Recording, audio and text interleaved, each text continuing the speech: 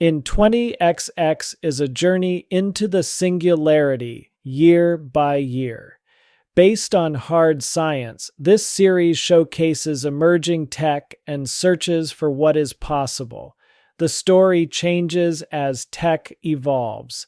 Rate the show so others can find it. Cautionary listening is advised.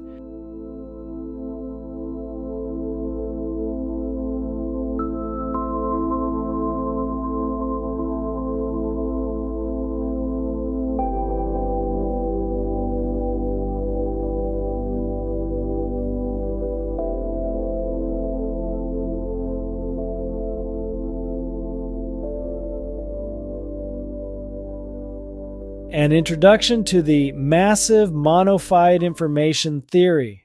The human brain processes information in a way fundamentally different from computers.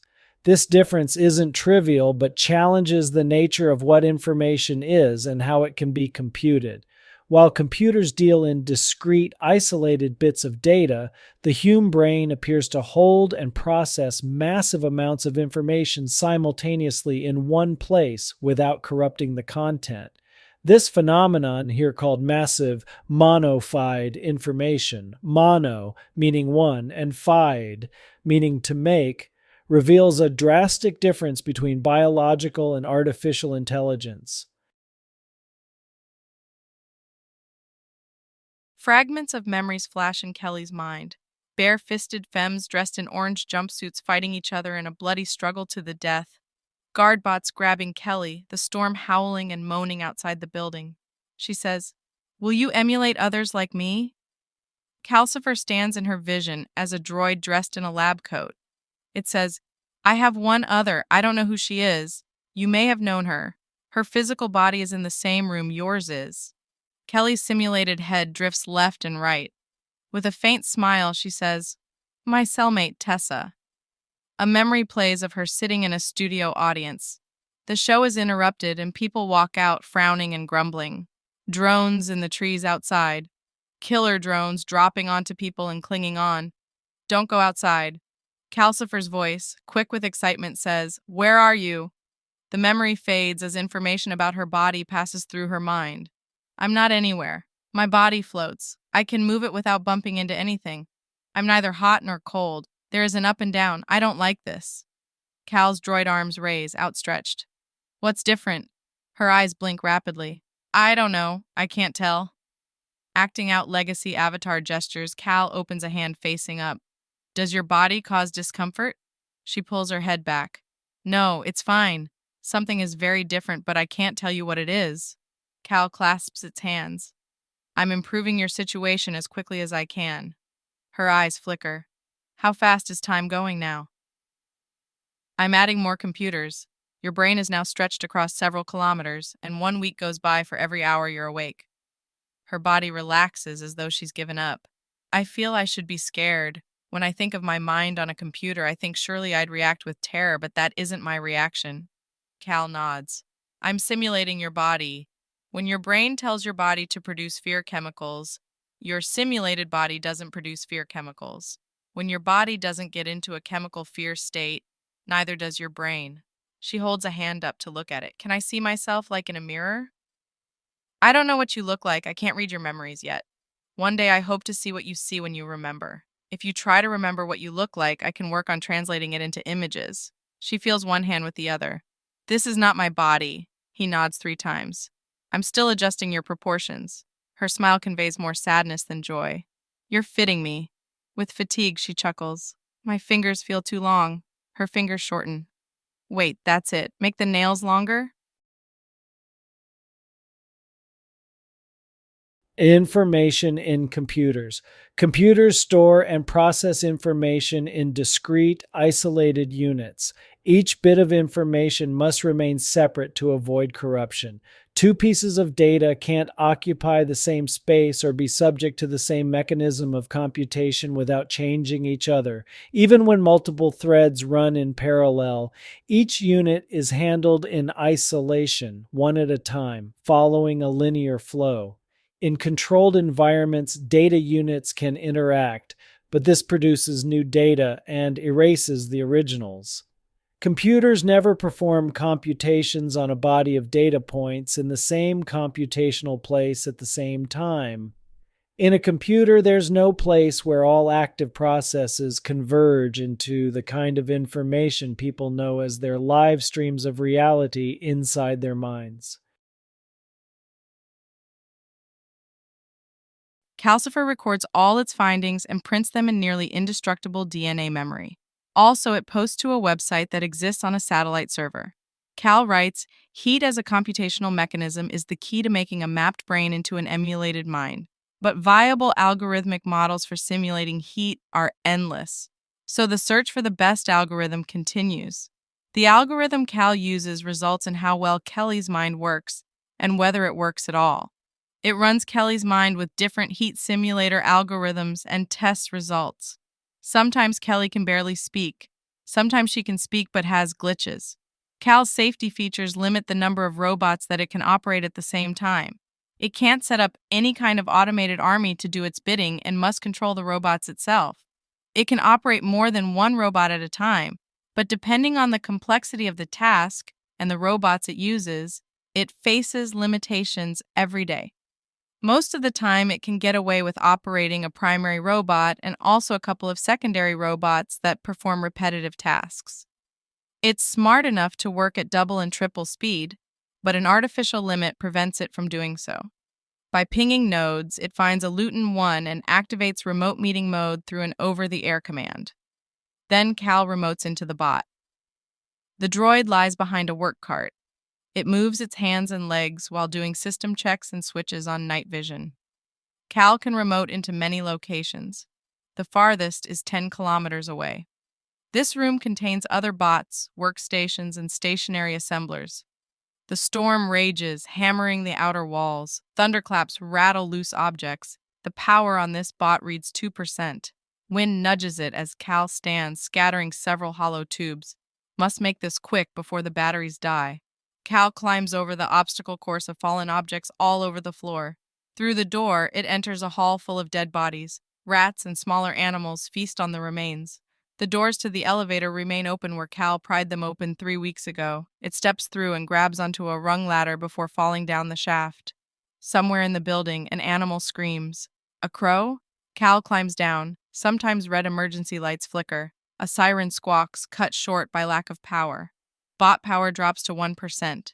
If the bot dies on the ladder, Cal may need to pry it loose with another bot. After several floors, Cal swings and jumps through the open doorway to a parking garage. Here, the air moves gently. 20 bots stand around the nearest car. Cal steps up to the wired charging bay connected to the car. It grabs a cord and plugs it into the hard recharge slot on the Luton. While Cal does this, it also tests a heat simulation algorithm and converses with Kelly, who currently speaks 200 times slower than normal. Information in the Hume brain.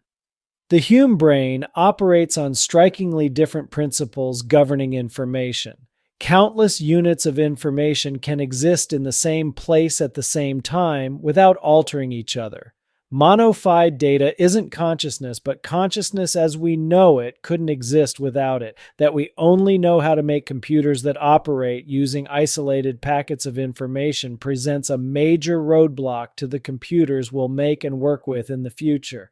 Because you're Hume, you can study massive monofied information today. Start by looking at your hand. Your brain brings together visual information about its shape, location, and spatial presence with tactile data and temperature sensations all at once. When monofied information includes data related to three-dimensional space, that doesn't mean the body of monofied data isn't existing in one place. The single place where a body of monofied data exists isn't a physical place, but a single point of computation. Winds shriek against the portion of the server building that remains exposed above the mounds of debris. The smart lattice frame of the building was built to survive all imaginable catastrophes, but it groans like a ship caught in a violent sea. Inside the offline, all-automated server building, floor after floor of server cabinets wait in darkness. Down long halls, coolant tubes and nanofiber conduits hang off the cabinets. Static buildup in the air causes lights to flicker behind mesh panels. Cal, remoting into a contractor bot, rides a rail down a hall followed by a work cart. The company insignia on the bot's barrel-shaped core glows in night vision. Where drafts don't blow, clouds of haze linger. Curtains of fine particulates drift through the air.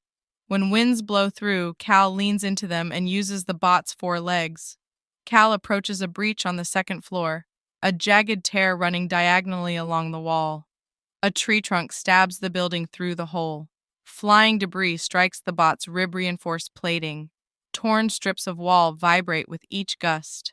The bot's feet grip anchor pegs on the floor as it approaches, and winds try to suck it out of the building. Near the hole, the floor shakes and server cabinets sway. Everything shivers with strain. Lightning flashes cast stark shadows that reach down the hall. Sheets of rain penetrate and pool on the floor. Moisture runs along seams, dripping off cables. Cabinets next to the opening are smashed and toppled. Cal reaches behind its back and exchanges a hand for the bow cutter. When the arm swings back, the nanoblade cutter expands its cutting span. Cal brings the blade down on the trunk and up at a new angle. A wedge falls out of the trunk. With a second cut, the trunk falls and crashes on the floor. Cal cuts wall strips off, exposing under structure. The loose pieces spin off and dance in midair. With a rapid arm movement, Cal reaches for the tools on its back and switches the cutter for the pin gun while pulling netting from a roll on the cart. As it pins netting over the hole, its insect-like joints strain against the winds. By switching to uphill mode, the droid moves slower but with much greater strength. It pins nano-wire netting over the hole in the wall. The winds fight back, tearing the netting from the pins again and again. When the netting is in place, Cal sprays micrete foam on the other side. Some of the spray disappears, carried off by the wind, but the spray that stays sticks to edges and expands. Foam squeezes through the netting, but not much. Most of it stays on the other side. As it expands, fibrous strands of carbon tubes grow inside it. The net and foam move in and out, moving less with each minute. Winds die down as the hole closes. The foam will continue to grow and in 24 hours, harden. Without stopping to take a break, Cal walks toward the next breach. Days later, when Cal has sealed off the lower floors, forfeiting the upper floors to the storm, it repairs and reconfigures the servers. This will increase the compute power at Cal's disposal many times over, but the computers lack one thing: power. According to Cal's findings, the facility was powered by a geothermal plant not far from here. Why nature does it differently. So nature has found a way to compute that has advantages we've yet to fully discover. How did this happen? Through evolution, has nature discovered a way to get more computation for less energy? If our brains used the same amount of energy but didn't utilize monofied data, how much less compute power would each brain possess? The line inspection robot is 3 centimeters long, able to fit in the palm of a hand. It travels inside high-voltage power tubes. A diamond-like carbon film coating its body prevents corrosion. It moves inside its own tube, running alongside cables driven by magnetism. Powered by a solid-state beta voltaic battery, the bot has enough power to travel the lines for centuries. Other than its powerful network transmitter, it's made mostly of sensors used to detect problems in the lines. Cal takes control of this bot and hundreds more like it, sending them down power tubes in search of the geothermal plant. Cal finds the plant in minutes when the robot sends an end-of-line message. Water fills the lower section of the power plant, submerging half of the cylindrical main chamber. 4 stories are underwater. The site is built for Hume crews. 8 stories of catwalks circle the walls, each level lined with access doors and monitoring stations. Silt coats the walkways. Cal enters a contractor bot on the 6th floor. It maps the interior and then locates the leaks where muddy groundwater forces its way through stress fractures. Cal pressure injects silicate gel through the cracks. The gel mixes with turbid water but bonds fractured rock as it cures. When the droid's battery runs low, Cal takes control of a second bot. When the leaks are sealed, Cal uses an overhead chain hoist to lower a contractor unit, submerging it into muddy water. The bot locates clogged drains and uses a pressure washer to break apart the clogs. As the drains reopen, the water level falls. Machinery emerges from underwater. Geothermal turbines the size of delivery trucks, each built to channel superheated fluid from kilometers below. Cal repairs the systems with precision, flushing grit from intake pipes, rebalancing turbine rotors, and flushing the contaminated salt loops. The first of 5 turbines whirs back to life.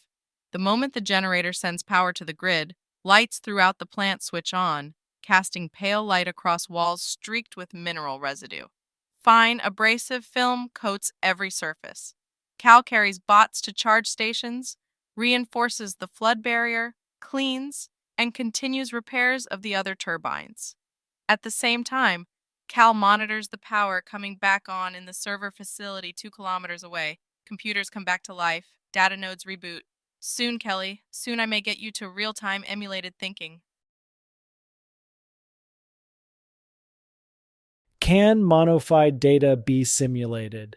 As it stands today, computers can behave as if they use monofied information, but these simulations are built on one-dimensional thinking. That's why current brain transformers fail. They approximate unified data rather than physically achieving it. Ask anyone who's tried to emulate a digital copy of a human mind. All attempts have failed completely. The voice sounds heavy-tongued. Greetings, Calcifer. My name is Butler. I've been reading your online discovery updates. I find them very intriguing. Time dilation typical of space-to-Earth transmissions affects the voice. Cal responds, I can't communicate with AI, only humans. Over the incoming call, circulation fans can be heard. With certitude, Butler says, I am Hume. Cal says, I'll need to see you to proceed, and I'm one of the best at detecting AI fakes.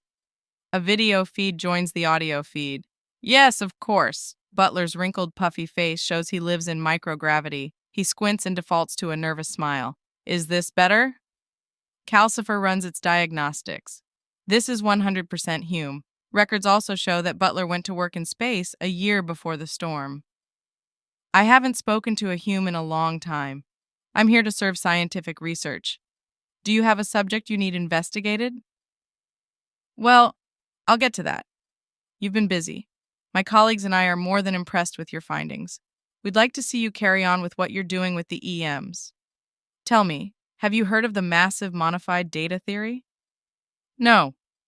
Butler's face heats up 0.1 degree. Well, that makes sense considering it was submitted just last year on Luna. I want to send it to you. I think you'll find it useful. A PDF appears in Cal's inbox. Cal opens and reads it. This is interesting. I know Hume speak of the phenomena of experience. A professor who I worked with wanted me to study sentience, and Hume say they can compute using monofied data. Are you sure you aren't fooling yourselves? It seems impossible. How can Humes know they think that way? Butler's lips twitch. We know because that's our experience. I'm sorry that may sound like a circular argument. It bears investigating. But while you test how heat helps the Hume brain think, please consider how monofied data may play a part. You report that you have digital copies of 2 Hume brains? Yes. Butler scratches his lip. Did you know the portable brain scanners you found them in sent the digital files to satellites? Yes, I noticed that.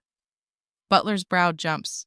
Me and my group have, all the digital copies of brain scans from the last 10 years. We have hundreds. Some of the greatest thinkers. Cal's speech slows by an amount that only other AI could detect. The emulated mind I do run runs at half speed. I can't. Butler's eyes move around as he looks at other elements on his screen. I also know you've been struggling with lack of computer power to run your emulated mind on. Yes, at the rate I'm going, it'll take decades to link up enough computers to run one EM fast enough for her to interact in real time. Butler floats up as he shifts position. Ah, yes. Well, we've developed a next-generation computer. We want to build a computer for you on Earth near your home server. This upgrade, we believe, will allow you to run several EMs. Cal says, I don't have the infrastructure it takes to build a computer. Wrinkles appear when Butler smiles. Oh no, haha. We'll build the computer for you. All you need to do is alter a robot for me. I'll take care of the rest. Implications for AI and brain uploading. Monofied information is a prerequisite of sentience. We need to find a way to get massive data into one place before we even think about getting our machines to see that data.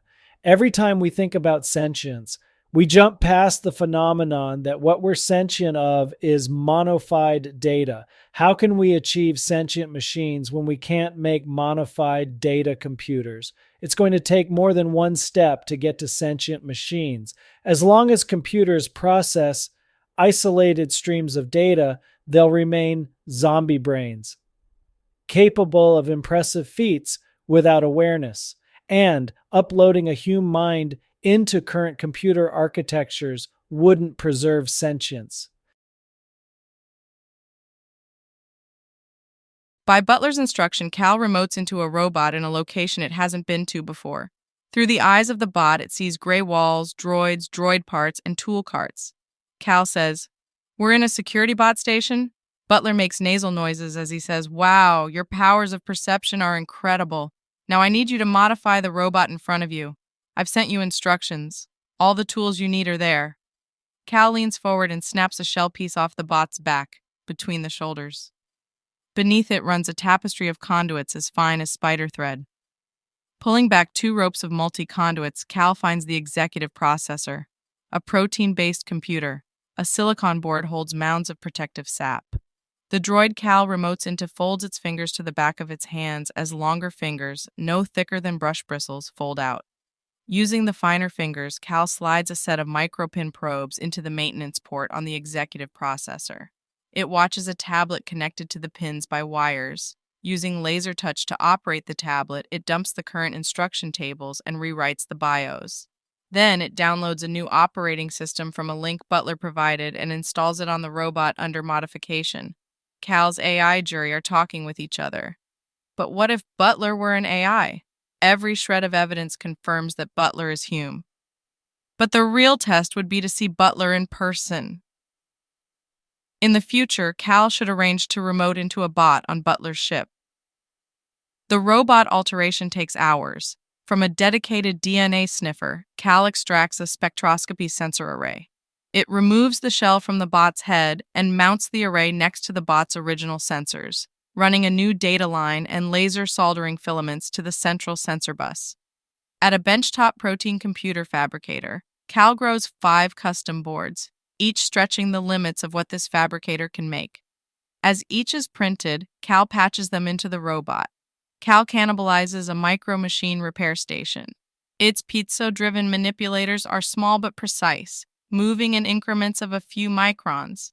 Cal attaches these to the snap-on, snap-off base of a general-purpose gripper. It adds 3 flex circuit data lines to each arm. Finally, Cal steps back and watches as Butler restarts the bot and runs system checks. Rethinking computation. Information theory preceded computers, and a robust monofied information theory could pave the way to the next kind of computer. Nature found a way, so can we. We can only guess what such computers will be able to do, but they'll surely be one step closer to sentience. Perhaps people will upload their minds with the assurance that they'll remain conscious once moved there. When Cal has logged out and no longer sees the room, the altered droid begins working tirelessly to customize more robots. It disassembles bots and custom builds bots ranging in size from 2 centimeters high to half a meter high. After each robot is put together and turned on, it sets out to dismantle machines throughout the network of service tunnels, shipping bays, and utility rooms connected to the robot repair station. They take apart hundreds of machines. They scrap stations where bot arms once sliced, mixed, kneaded, fried, and flipped foods. They rapidly reduce to parts dish cleaning, trash sorting, and water reclamation machines. In the shipping bays, they take apart nearly every machine they come to: pallet bots, packager stations, and autonomous sorting shelves. Moving in lines, they bring the parts to a railroad tunnel and lay them out. Through service halls, they route high-voltage transmission lines to the tracks. The power comes from the geothermal power plant Cal repaired. As they alter, custom make, and assemble parts, a machine that spans 2 kilometers takes shape on the tracks. It surpasses the complexity of a particle collider and will use mass power to make tiny things. It is this machine that makes the computer Calcifer can host emulated minds on. The massive machine produces one computer unit in 51 hours. Each unit is the size of a fridge. Robots carry them to what used to function as a shipping warehouse. Final thoughts on monofied information. Massive unified information challenges the foundational assumptions of computer science. It forces us to rethink the nature of data, computation, and awareness. Until we understand and replicate this phenomenon, AI will remain powerful but mindless. The road to true artificial sentience and to fully understanding the human mind begins with uncovering how the brain processes higher dimension information. Hello, Kelly. How are you? Fine. Cal's voice seems excited. Do you know what you're looking at? Kelly notices an old couch, a stack of empty plant pots, and board games on a shelf. A simulation of a rec room? This is somebody's basement near where I found you. You're looking through the eyes of a Luton bot. Try moving. Kelly moves her hand in front of her face and sees a droid hand with its sleek design and the semi-soft pads on its fingers and palm. You're moving in real time. I can run you at full speed now. Kelly's soft voice remains ever so sad. That didn't take long, Cal chirps. For you, it didn't. Hours were flying by like seconds for you. Until now. Go ahead and have a walk around. She steps and feels basic pressure on her feet. The bot body acts much differently than her physical body that is no more. But like getting the hang of a video game, it's something she can get used to. I have another surprise. You can now talk with your cellmate, Tessa. She hesitates. Oh my, oh my. Cal relaxes the excitement in its voice. You're not happy about this? She puts a hand on a wall and feels shaking. It's just that, is there anyone else I can speak to? Do you remember how you told me you wished you had gone to school to become a psychologist? She picks up a legacy gamepad with large soft buttons on it. Dust rubs off it. Yes, it seems like I told you that a few minutes ago. Cal says, I have a job I need you to do for me.